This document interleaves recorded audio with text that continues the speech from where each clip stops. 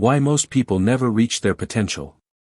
Most people live far below their potential, not because life is unfair, not because opportunities are missing, and not because they lack intelligence or talent. They live small lives because they think small thoughts. This is the uncomfortable truth that the magic of thinking big confronts directly. From childhood, many people are taught, quietly, subtly, to lower expectations. Be realistic. Don't aim too high. People like us don't do things like that. Over time, these messages become internal beliefs. And once a belief settles into the mind, it quietly begins to shape decisions, behavior, and identity. David J. Schwartz explains that your thinking is the true ceiling of your life. Not money. Not education. Not background. Thinking. Two people can start from the same place. Same country. Same school. Same resources. Yet one rises dramatically, while the other stays stuck. The difference is rarely luck. It is belief size. Big thinkers don't wait for permission. They don't wait until conditions are perfect. They act with confidence long before certainty appears. Small thinkers, on the other hand, wait. They hesitate. They explain. They postpone. And slowly, life passes them by. This masterclass is not about positive thinking in a shallow sense. It is about rewiring how you see yourself, how you approach challenges, and how you decide what is possible. As you listen, I want you to reflect honestly. Reflection question. Where in your life have you been settling, not because you had to, but because you stopped believing you could do more? Chapter 1, Believe you can succeed, and you will. Everything begins with belief. Before effort. Before skill. Before strategy. Belief is the switch that turns ability on or off. David Schwartz explains that when you believe something is possible, your mind automatically begins searching for ways to achieve it. But when you doubt, your mind searches for reasons to quit. This is why belief is not emotional, it is functional. Consider two people starting a business. One believes, I can figure this out. I'll learn as I go. The other believes, I'm not good at business.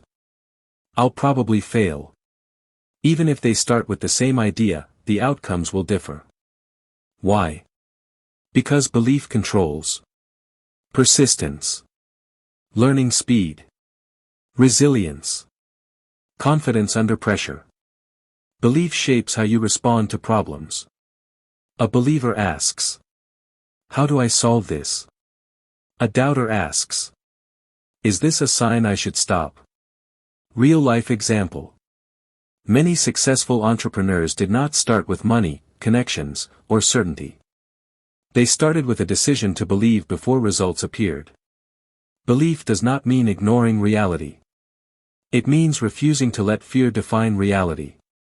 Schwartz teaches a simple but powerful practice. Act as if you expect to succeed. Not arrogantly, but confidently. Speak with clarity. Prepare seriously. Show up consistently. Your actions feed your belief, and your belief fuels your actions. This creates a loop. Belief action results stronger belief. Reflection questions. Where in your life do you secretly expect failure? How would your behavior change if you fully believed success was inevitable? Chapter 2, Cure yourself of Excusitis, the failure disease. Excusitis is one of the most dangerous mental habits because it feels reasonable. It sounds logical. It sounds responsible. But it quietly kills growth. Common excuses include, I don't have enough time. I wasn't born into the right family. I'm too young. I'm too old. I don't have the right education. Schwartz explains that excuses are rarely facts. They are protective stories we tell ourselves to avoid discomfort. Every excuse has a hidden message. If I don't try fully, I don't have to risk failing. But the cost of excuses is always greater than the cost of effort. Real-life example. Many people wait for the right time to start. The right phone. The right money. The right confidence. But the right time rarely arrives. Successful people begin before they feel ready. They learn by doing. They grow through discomfort. Excuses delay action. Action creates clarity. Schwartz challenges us to replace excuses with ownership. Instead of "I can't because," ask, "What can I do with what I have right now?" Progress begins the moment excuses end. Reflection questions. What excuse do you repeat most often? What would happen if you dropped it completely for the next 30 days?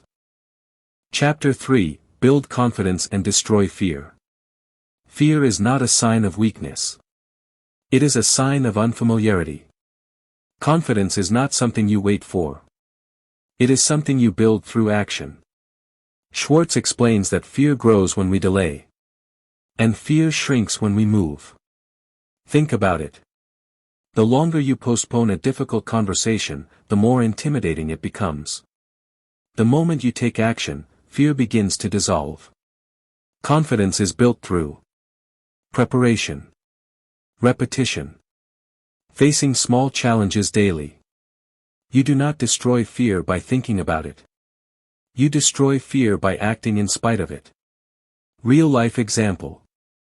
Public speakers don't become confident by avoiding speaking. They become confident by speaking repeatedly, imperfectly at first. Each action sends a message to the mind. I can handle this. Over time, that message becomes identity. Schwartz emphasizes. Confidence is not loud. It is calm. It is steady. It comes from knowing you are prepared and willing to learn. Reflection questions. What fear has been holding you back lately? What small action could you take this week to weaken it? Chapter 4, How to Think Big. Thinking big is not about being unrealistic. It is about refusing to limit your future using your present conditions. David Schwartz explains that small thinking and big thinking use the same energy. The difference is the direction of the mind. A small thinker says, "I'll try something safe." A big thinker says, "What is the best possible outcome here?" Notice this carefully. Big thinkers do not necessarily start with more resources. They start with bigger questions. Small questions create small lives. Big questions create expanded possibilities. Instead of asking, "What job can I get?" big thinkers ask, "What problem can I solve? What value can I create?" Real-life example. Two employees work in the same office. One says, "I just do my job." The other says, "How can I improve this process? How can I add value beyond my role?" Years later, one remains stuck. The other rises. The difference is not intelligence. It is thinking size. Schwartz teaches a practical habit. Use big language. Replace "maybe," "I'll try," "it's hard," with "I will," "I'm learning," "I'll find a way." Language shapes belief. Belief shapes behavior. Reflection questions. Where are you currently thinking safe instead of big? If fear was removed, what would you aim for? Chapter 5, How to Think and Dream Creatively. Many people believe creativity is a talent you're born with. Schwartz strongly disagrees. Creativity, he explains, is a skill developed through curiosity and openness. Creative thinkers do not accept things simply because that's how it's always been done. They question assumptions. They ask, "Is there a better way? What if we tried something different? Why must it be done this way?" Real-life example. Every innovation, apps, businesses, content channels, started with someone questioning the normal way. Creative thinking begins when you allow yourself to imagine without immediately judging the idea. Most people kill ideas too quickly by saying, "That won't work." Big thinkers say, "Let me explore this." Schwartz recommends quiet thinking time, writing ideas without criticism, exposure to new environments and perspectives. Creativity thrives in a relaxed, open mind. Reflection questions. When was the last time you allowed yourself to dream freely? What idea have you dismissed too quickly? Chapter 6, You Are What You Think You Are. Your self-image is one of the most powerful forces in your life. You do not rise to the level of your goals. You fall to the level of your self-image. If you see yourself as not good enough, not confident, not the type who succeeds, your actions will unconsciously match that image. Schwartz explains that people act consistently with who they believe they are. Real-life example. Someone who sees themselves as bad with money will avoid learning about money. Someone who sees themselves as not confident will avoid opportunities that require visibility. The breakthrough happens when you consciously redefine who you are. Self-image can be changed through repeated positive self-talk. Acting as if you are already confident. Surrounding yourself with growth-minded people. You become what you repeatedly think. Chapter 7, Manage Your Environment. Your environment silently shapes your thinking. This includes people you spend time with, content you consume, conversations you listen to. Schwartz explains that environment either expands or shrinks your thinking. If you surround yourself with negativity, doubt becomes normal. If you surround yourself with growth, ambition becomes normal. Real-life example. Someone who constantly listens to discouraging voices begins to lower expectations. Someone who listens to ideas, books, and mentors begins to think bigger. Managing your environment is not arrogance. It is self-respect. Choose environments that challenge and inspire you. Reflection questions. Who or what influences your thinking the most? What environment change could improve your mindset immediately? Chapter 8, Make Your Attitudes Your Allies. Your attitude is not just how you feel, it is how you interpret life. Two people can experience the same situation and walk away with completely different outcomes, based solely on attitude. David Schwartz explains that attitude acts like a filter. It determines whether you see opportunity or obstacle, lesson or loss, progress or punishment. A positive attitude does not ignore reality. It chooses interpretation. Real-life example. One person loses a job and says, "This ruined my life." Another says, "This is painful, but it's a chance to reassess."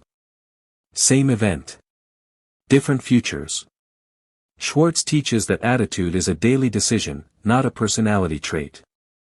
You strengthen positive attitude by refusing to dwell on complaints, reframing problems as temporary, speaking optimistically, even under pressure. Optimism increases energy. Energy improves performance. Performance builds confidence. Reflection questions. How do you usually interpret setbacks? What would change if you consciously chose a constructive attitude? Chapter 9, Think Right Toward People. How you think about others affects how they respond to you.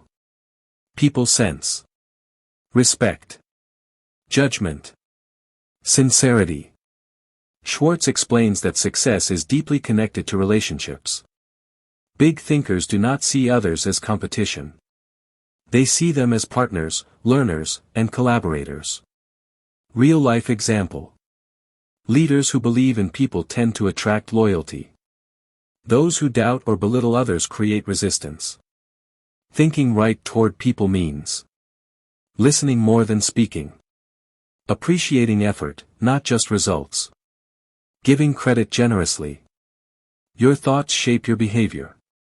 Your behavior shapes your reputation. Reflection questions. Do you approach people with appreciation or suspicion? How would your relationships change if you assumed positive intent? Chapter 10, Think Like a Leader.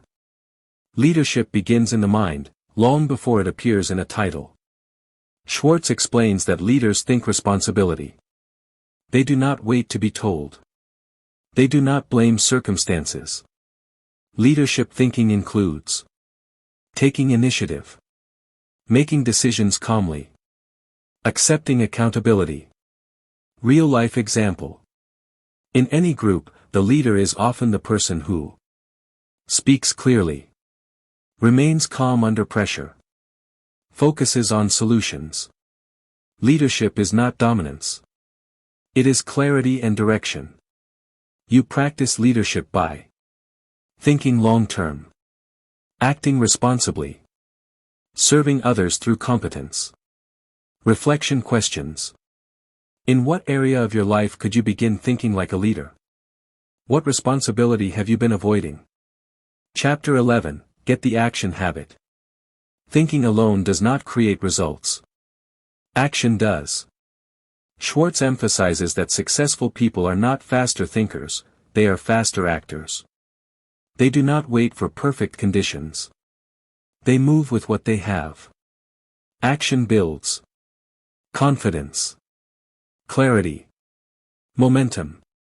Real-life example. Most people overthink decisions and underact. Successful people act, then adjust. Action cures fear. Action creates belief.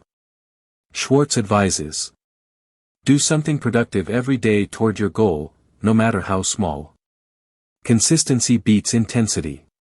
Reflection questions. What idea have you been thinking about but not acting on? What is one action you can take today? Chapter 12, Turn Defeat into Victory. Failure is not the opposite of success. It is part of the process. Schwartz explains that failure only becomes permanent when you identify with it. Successful people ask, what did this teach me? What can I do differently? Unsuccessful people ask, why does this always happen to me? Real-life example. Many successful individuals failed publicly before succeeding privately. Failure refines judgment. Persistence builds mastery. Reflection questions. How do you usually respond to failure? What lesson can you extract from a recent setback? Chapter 13, Use goals to help you grow. Goals are not just targets to hit. They are tools for personal growth. David Schwartz explains that goals give direction to thinking. Without goals, effort becomes scattered. With goals, energy becomes focused. Many people say they want success or happiness, but these are vague wishes. Big thinkers set clear, specific goals. A vague goal produces vague action. A clear goal produces decisive action. Real-life example. Someone who says, I want to be successful, may drift for years. Someone who says, I want to build a YouTube channel that helps 100,000 people grow, now has direction. Goals stretch identity. They force you to become more than you currently are. Schwartz recommends writing goals down, reviewing them daily, adjusting actions to match them. Goals do not just change what you achieve. They change who you become. Reflection questions. Are your current goals specific or vague? What version of you would your goals require you to become? Chapter 14, How to Think Big Long-Term. Short-term thinking creates short-term lives.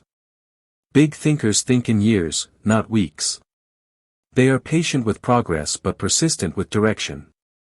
Schwartz explains that long-term thinking reduces frustration.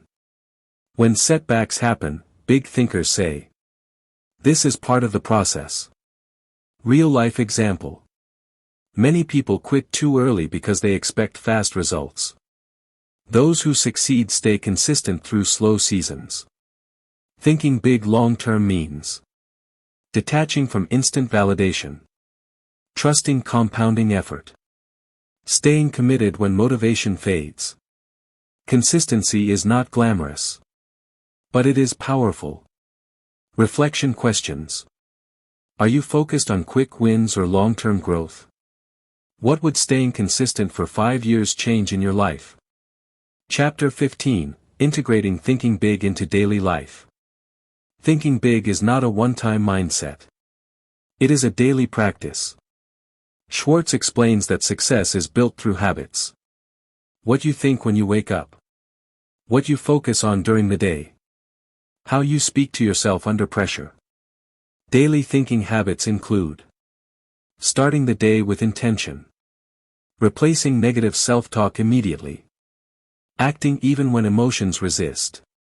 Big thinkers do not wait to feel like it. They act from commitment, not mood. Over time, thinking big becomes natural. It becomes identity. Reflection questions. What daily habit could strengthen your thinking immediately? Where do you need more discipline, not motivation? Final conclusion, the magic is not out there, it's in you. The magic of thinking big is not a trick. It is not luck. It is not reserved for a special group of people. The magic is internal. It lives in what you believe about yourself. How you interpret challenges. What you decide is possible. Small thinking keeps people safe but stuck. Big thinking feels uncomfortable, but it expands life. Every major improvement in your life will begin the same way. With a change in thinking. When you think bigger, you act bolder. You persist longer. You recover faster. And slowly, your life begins to reflect your mindset. You do not need permission to think big. You do not need perfect conditions. You do not need to wait. You only need to decide. Final reflection questions. What part of your thinking needs to expand? What is one decision you can make today to think bigger? Comment in the section below. Subscribe to the channel, like the video and turn on your notification bell to follow for more success and book lessons.